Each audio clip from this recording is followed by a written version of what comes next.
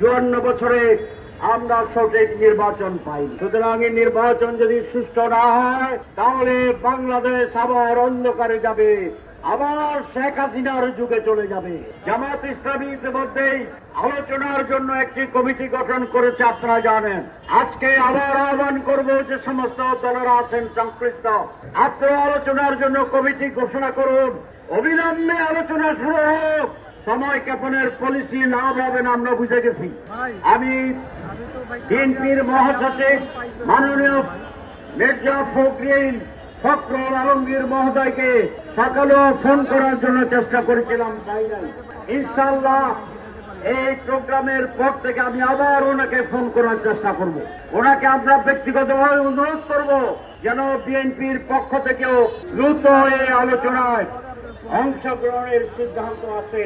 তাহলে আমি আশা করি, জাতি আশা করে, আর রাজনৈতিক বিদ্বেষ নয়, আর হিংসা নয়, আর অন্যের বিরুদ্ধে লড়াই নয়। জাতি মনে করে মেজর পলিটিক্যাল পার্টিগুলো বসে শুধু সনদ নয়, আগামী নির্বাচন কিভাবে হবে, কিভাবে ভোট কেন্দ্র নিরাপদ থাকবে, ভোট ডাকাতি আর হবে না, এই সকল বিষয়ে মেজরের রাজনৈতিক দলগুলোকে ঐকমত্য পোষণ করতে হবে। জাতির কাছে ওয়াদা করতে হবে টেলিভিশনে যে আমার দল কোথাও কোনো কেন্দ্র দখল করিবে না। যদি করে তাহলে সেই আসনে নির্বাচন ক্যান্সেল হবে। আমি সেটা মেনে নেব। সকল দল এই কথা টেলিভিশনে বলবে। আর প্রধান উপদেষ্টা বলবেন যেখানে নির্বাচন সুষ্ঠু হবে না, সেই রকম যদি একাধিক আসন হয় তাহলে আমি এই নির্বাচন, গোটা নির্বাচনকে বন্টন করে দেব, বাতিল করে দেব, নতুন নির্বাচন হবে। জাতির কাছে টেলিভিশনে তাকেও বলতে হবে, কারণ 54 বছরে আমরা সঠিক নির্বাচন পাইনি। 3টি নির্বাচন কোন নির্বাচনই না।